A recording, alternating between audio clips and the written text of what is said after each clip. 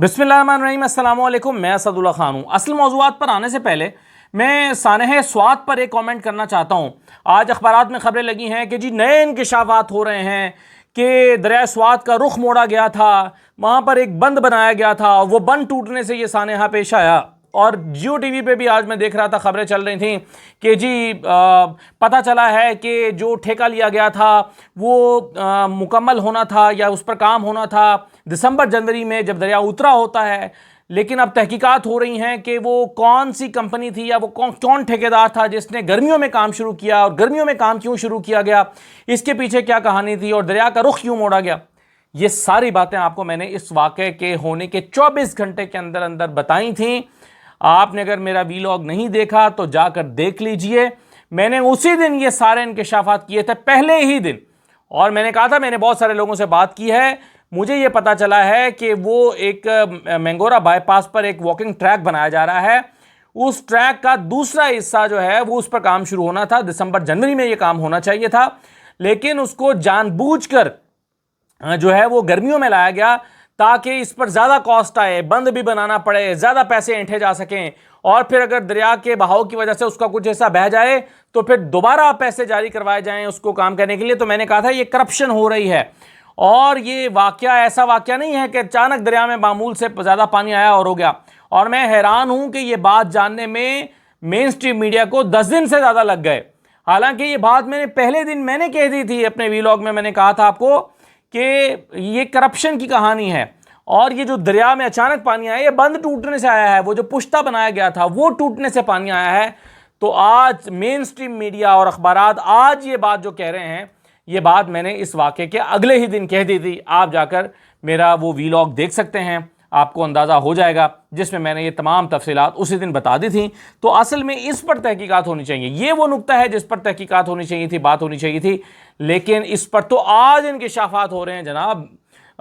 हालांकि ये बात कोई ढकी छुपी नहीं है, उसी दिन सामने आ जानी चाहिए थी कि ये कारिस्तानी मैन मेड है, यानी ये जो हादसा है ये कुदरती नहीं है। ऐसा नहीं हुआ कि अचानक पानी आ गया, बल्कि ये कारिस्तानी है उनकी जिन्होंने वो पुश्ता बनाया था आर्जी, और वो पानी का दबाव बर्दाश्त ना कर सका, और जैसे ही वो टूटा तो ये सैलाबी सूरत हाल पैदा हो गई। जिन लोगों ने मेरा वीलॉग देखा था उन लोगों को ये बात याद होगी, जिन्होंने नहीं देखा वो जाकर देख सकते हैं।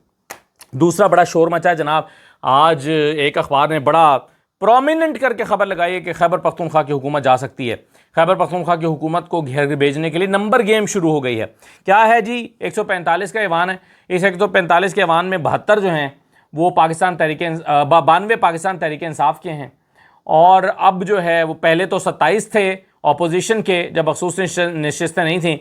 अब मखसूस नशस्तें मिल गई हैं तो अपोजिशन के का इत्तेहाद 53 का हो गया है, और 20 लोगों की 20-21 लोगों की ज़रूरत है। 72 आपको चाहिए सादा अक्सरियत बनाने के लिए, तो 20 के करीब लोगों की ज़रूरत है, यानी 20 लोगों के ज़मीर ख़रीदने या जगाने की ज़रूरत है अगर आप हुकूमत बनाना चाहते हैं। तो आज ख़बरें ये हैं कि जनाब इस पर काम शुरू हो गया है और लोगों से बात होने लगी है। सीधी सीधी बात है, आप लोगों के ज़मीर ख़रीदेंगे, उन्हें बोलियाँ लगाएंगे, हॉर्स ट्रेडिंग होगी, घोड़े बेचे जाएंगे, ख़रीदे जाएंगे, और फ्लोर क्रॉसिंग होगी, आप पैसे देंगे उन्हें और अरबों रुपए के बोरियों के मुंह खोलेंगे। फिर भी ये 20 लोग बिकना मुश्किल है, लेकिन बहरहाल एफर्ट शुरू हो गई है, मार्केट में एक बोली लगना शुरू हो जाएगी कि 20 लोग जो हैं वो उनको ख़रीदा जाए और उनको उनके ज़रिए से हुकूमत गिराई जाए। असद कैसा तो ये कह रहे हैं कि जो 4 लोग नून लीग में पहले गए थे उनके ख़िलाफ़ भी हम रेफरेंस लेकर आ रहे हैं, मगर इस रेफरेंस का खैर क्या होना है। सिकंदर सुल्तान राजा बैठे हुए हैं, नून लीग के ख़िलाफ़ आने वाला कोई रेफरेंस वो एंटरटेन करेंगे, कतन नहीं करेंगे। आप देखें ना, ताज हैदर साहब की सेनेट की नशस्त खाली हुई और ताज हैदर साहब की नशस्त पर फ़ौरन ही अगले हफ्ते इलेक्शन हो गया। सानिया निस्तर की सीट खाली हुई है, वहाँ पर इलेक्शन क्यों नहीं हो रहा? क्योंकि उन्हें पता है कि यहाँ पर पीटीआई का सेनेटर आ जाएगा। तो ये है इलेक्शन कमीशन की औकात, ये है उसकी हैसियत, ये है उसकी परफॉर्मेंस। तो इलेक्शन कमीशन पाकिस्तान तहरीक इंसाफ की दरख्वास्त पर नून लीग में जाने वाले लोटों के ख़िलाफ़ जो रेफरेंस है उसको एंटरटेन करेगा इलेक्शन कमीशन। तो इसका तो मुझे कोई इम्कान नज़र नहीं आता। हाँ, अलबत्ता ये खदशा ज़रूर है कि जो कल हाथ हिलाते और मिलाते हुए मलिक अहमद ख़ान साहब तशरीफ़ लाएँ, मलिक अहमद ख़ान साहब ने जो कल रेफरेंस दायर किए हैं उस पर अगर तहरीक इंसाफ के ख़िलाफ़ कोई फ़ैसला आ जाए तो मैं कुछ कह नहीं सकता, लेकिन जो सूरत हाल है वो कुछ इसी किस्म की हो रही है। अच्छा देखिए, दूसरी बात यह है कि मुज़ाकरात की बड़ी ज़ोरों शोर से बात चल रही है कि मुज़ाकरात की बात होनी चाहिए, हुकूमत मुज़ाकरात चाहती है कि मुज़ाकरात हो, सियासतदानों से मुज़ाकरात हों। लेकिन एक बात ज़हन में रखें, मुज़ाकरात होने चाहिए या नहीं होने चाहिए इस पर आपकी राय हो सकती है सियासतदानों के साथ, लेकिन इसमें कोई शक नहीं है कि नून लीग किसी सूरत तहरीक इंसाफ के साथ मुज़ाकरात की कामयाबी नहीं चाहेगी। अगर फ़र्ज़ कीजिए इस्टेब्लिशमेंट नून लीग से कहती है कि हमारे बिहाफ पर आप करें, क्योंकि हम बराह रास्त बैठकर तो मुज़ाकरात नहीं कर सकते, यानी हम खुद तो मुज़ाकरात नहीं कर सकते, तो चलिए आप हमारे तौर पर करें, हम आपके पीछे आपको इन मुज़ाकरात में अपनी राय का इजहार करेंगे या आपको सपोर्ट करेंगे, आप मुज़ाकरात करें। अगर ऐसी सूरत हाल भी हुई तो भी नून लीग मुज़ाकरात करने के लिए बैठ तो जाएगी, लेकिन कभी इन मुज़ाकरात की कामयाबी किसी सूरत नहीं चाहेगी, क्योंकि नून लीग की बका का सवाल है। उनका वजूद ही इसी बुनियाद पर कायम है कि पाकिस्तान तहरीक इंसाफ के साथ जो कुछ आज हो रहा है ये होता रहे। इमरान खान बदस्तूर जेल में रहें, मुल्क के हालात इसी तरह से रहें और शहबाज शरीफ साहब का टेमा लगा रहे। अब आप देखें ना कि नवाज शरीफ जो हैं, मतलब उन्होंने कभी सोचा भी नहीं होगा कि सियासी तौर पर उनकी ये औकात हो जाएगी या हैसियत हो जाएगी कि उनका भाई वज़ीर आज़म होगा और वो बेहैसियत होंगे, उनकी बेटी वज़ीर आला होगी और वो बेहैसियत होंगे, उनसे कोई मशवरा करने के वो यानी उनसे कोई मशवरा भी नहीं मांगने के लिए आ रहा होगा, ये उनकी सियासी तौर पर हैसियत रह जाएगी। हाँ, ये नवाज शरीफ को भी सूट करता है कि अगर वाकई असल में जमहूरियत बहाल हो और यह हाइब्रिड निज़ाम ख़त्म हो जिसका ख्वाजा आसिफ जिक्र कर रहे हैं, वाकई जमहूरियत बहाल हो जाए तो नवाज शरीफ की हैसियत में भी बेहतरी आ जाएगी। तो नवाज शरीफ अगर समझदार हों, सियाने हों, अक्लमंद हों, तो उन्हें चाहिए कि वो असल में मुज़ाकरात की बात करें, असल में इमरान खान के साथ बात करें, असल में पाकिस्तान तहरीक इंसाफ को रिलीफ दिलाएं, क्योंकि अगर पाकिस्तान तहरीक इंसाफ मैदान में होगी तो नून लीग के लिए दोबारा गुंजाइश बनेगी सियासी तौर पर। अदरवाइज तहरीक इंसाफ अगर नहीं है तो नून लीग की भी कोई औकात और हैसियत नहीं है। आज दोबारा इलेक्शन करा दें और इमरान खान के आज़ाद उम्मीदवार चाहे बैंगन का निशान दे दें, चाहे जूते का दे दें, चाहे चिमटे का दे दें, वो ये इलेक्शन जीत जाएंगे। तो मुज़ाकरात शहबाज शरीफ एंड कंपनी तो कभी नहीं चाहेगी कि मुज़ाकरात कामयाब हों, क्योंकि वो इसी हादसे और सानहे के नतीजे में तो हुकूमत कर रहे हैं और चला रहे हैं। उनकी हुकूमत तो एक पल में ख़त्म हो जाएगी, उनकी हुकूमत तो नहीं चल सकेगी, उनकी हुकूमत क्या सियासी वजूद बाकी नहीं रहेगा। इसलिए मुझे तो इसमें कोई शक नहीं है कि मुज़ाकरात की कामयाबी का इम्कान ना होने के बराबर है इस नीयत के साथ जिस नीयत के साथ ये हुकूमत चल रही है। अब आ जाइए ये जो आइनी बेंच बनाया गया, और आप जानते हैं कि आइनी बेंच जब बनाया गया तो एक ही बार बार नुक्ता बयान किया जा रहा था बिलावल भुट्टो साहब की तरफ से। वो नुक्ता क्या था?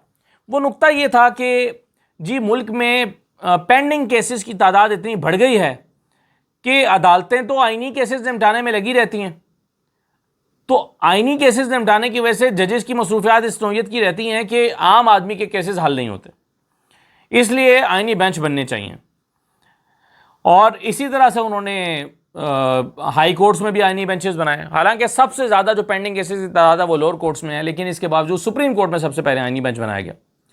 लेकिन आज 8 महीने गुजरने के बाद आदाद शुमार बता रहे हैं कि जो आइनी बेंच के क़याम के बाद सुप्रीम कोर्ट में पेंडिंग केसेस की तादाद में मज़ीद इजाफा हुआ है, उसमें कमी वाक़ई नहीं हुई, और पेंडिंग केसेस की तादाद अभी भी 56,000 से ज़ायद है, यानी 56,000 से ज़ायद मुकदमात ज़ेर इल्तवा हैं और तादाद में कमी वाक़ई नहीं हुई। वो तो हम जानते हैं कि बिलावल भुट्टो साहब बहाना कर रहे थे, असल में आइनी बेंच बनाने का मकसद अदालतों को कंट्रोल करना था और तमाम अहम मुकदमात का रुख आइनी बेंच की तरफ मोड़ के अपनी मर्ज़ी के फ़ैसले कराना था। ये बात तो तय थी, हमें तो पता था, लेकिन वो जो बहाना किया गया था कि नहीं जी हम तो जो केसेस की पेंडेंसी है उसकी वजह से ये बना रहे हैं, तो वो तो साबित हो गया कि वो गलत थी बात। ऐसा कुछ नहीं था, क्योंकि सुप्रीम कोर्ट में पेंडिंग केसेस की तादाद में मज़ीद इजाफा हो गया है। आज भी 56,000 से ज़ायद मुकदमात ज़ेर इल्तवा हैं और 8 महीने में कोई कमी वाक़ई नहीं हुई। जितने केस निपटाए गए हैं उससे ज़्यादा केस रजिस्टर हो गए हैं, तो कोई ऐसा नहीं हो रहा कि केसेस में कमी वाक़ई हो रही हो। इसलिए ये जो कॉन्सेप्ट था, अगर वो ये था कि इस वजह से आइनी बेंचेस बनाए जा रहे हैं, तो वो कॉन्सेप्ट गलत था और उससे तो कोई फ़ायदा हासिल हुआ ही नहीं है। अच्छा, हाइब्रिड निज़ाम की मैं अभी बात कर रहा था। ख्वाजा आसिफ साहब ने कहा कि हाँ ये हाइब्रिड निज़ाम है, तस्लीम किया कि जी हाँ ये हाइब्रिड निज़ाम है, और हाइब्रिड निज़ाम आइनी निज़ाम नहीं होता, क्योंकि आइन में हाइब्रिड निज़ाम की कोई गुंजाइश नहीं है। तो जब उन्होंने ख्वाजा आसिफ साहब ने ये बात की है और तस्लीम कर लिया कि जी हाँ ये हाइब्रिड निज़ाम चल रहा है, यानी शायद उनके कहने का मतलब ये होगा कि भाई सारा कसूर हमारा नहीं है, ये सारी कोताहियाँ हमारी नहीं है, या जो सारा मलबा है परफॉर्मेंस का वो हम पे ना डाला जाए, बल्कि ये एक हाइब्रिड निज़ाम चल रहा है, उनका शायद मकसद ये होगा। लेकिन उस पर ख्वाजा आसिफ के स्टेटमेंट पर उनकी पार्टी के लोग उनके ख़िलाफ़ हो गए।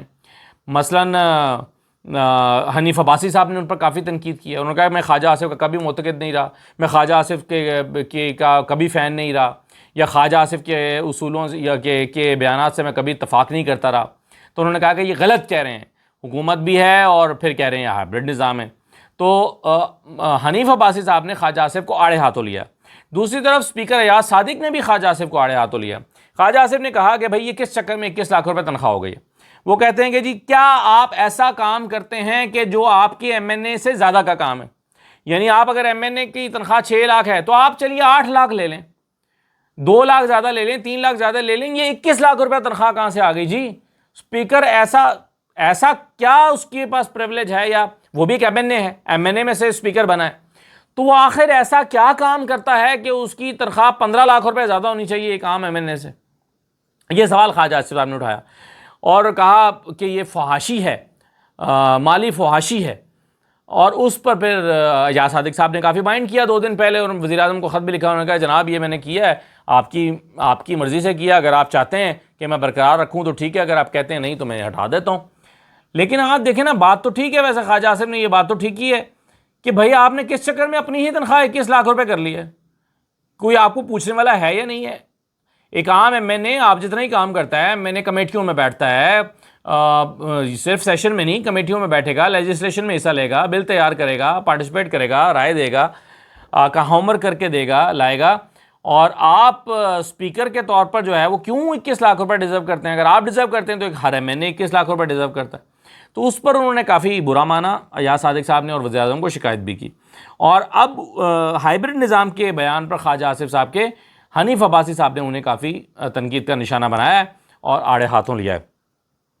अच्छा जनाब, दूसरी तरफ पीटीआई के जो एमपीए हैं, 26 एमपीए जिनको मुअत्तल पहले किया गया और उनको अब डी सीट करने के लिए रेफरेंस इलेक्शन कमीशन के पास चला गया है, इन 26 लोगों के हवाले से अब पंजाब के एमपीएज़ ने हड़ताल कर दी है और कहा है कि जब तक ये 26 लोग बहाल नहीं होते, जब तक इनकी जो मुअत्तली है वो ख़त्म नहीं होती, हम असम्बली के इजलास में शिरकत नहीं करेंगे।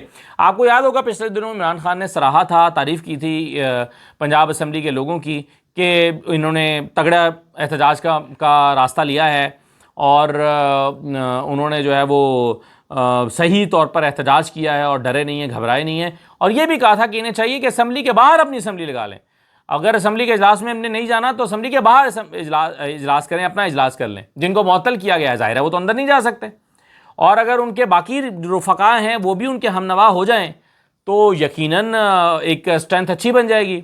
तो ये इमरान खान की तजवीज़ अच्छी है कि पंजाब असम्बली के बाहर वो लोग जो मुअत्तल हुए हैं वो और दीगर लोग अपनी असम्बली का इजलास बुलाकर बैठ जाएँ और अलामती तौर पर अपना इजलास करें और कहें कि जनाब हमें चूँकि मुअत्तल किया गया तो हम इजलास कर रहे हैं। तो उन्होंने अब हड़ताल का ऐलान किया और कहा है कि जब तक हमारे लोग बहाल नहीं होते तब तक हम असम्बली के इजलास में नहीं जाएंगे। अब ये देखिए ना, ये किस तरह की डिक्टेटरशिप है। ये डिक्टेटरशिप में भी ऐसा नहीं होता था कि आप बजट स्पीच के दौरान मैं तो जब से देख रहा हूँ बचपन से हमेशा हंगामा होता है। बस तहमीना दौलताना के ज़माने से उन्होंने दुपट्टा फेंक दिया था आकर सदर की तकरीर के दौरान, यानी जॉइंट सेशन से सदर खिताब करें या बजट पेश हो रहा हो, दोनों या अपोजिशन लीडर जो हैं वज़ीर आज़म ऐसे मौके पर खिताब कर रहे हो तो ऐसे में अपोजिशन एहतजाज करती है। लेकिन एहतजाज को भी अब एक पार्लिमानी सिस्टम का हिस्सा माना जाता है कि हाँ भाई आपका दुनिया में तो पार्लिमानी निज़ाम में कुर्सियाँ तक चल जाती हैं, लेकिन यहाँ पर नारेबाजी करने के इल्ज़ाम में डी सीट करने के लिए रेफरेंस मूव हो गया है।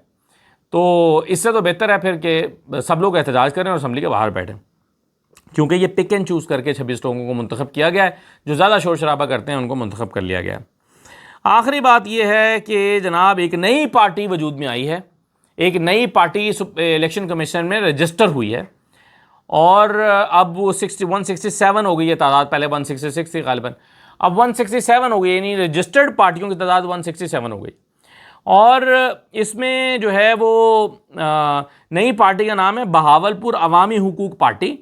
इस पार्टी ने अपने इंट्रा पार्टी इलेक्शन भी करा लिए हैं, इसके इंट्रा पार्टी इलेक्शन कबूल भी हो गए हैं और आज इसका नोटिफिकेशन भी जारी हो गया है। तो मुबारक हो कि इलेक्शन कमीशन को बहावलपुर अवामी हुकूक पार्टी यानी एक और पार्टी रजिस्टर हो गई है और बहावलपुर के नाम से आ गई है।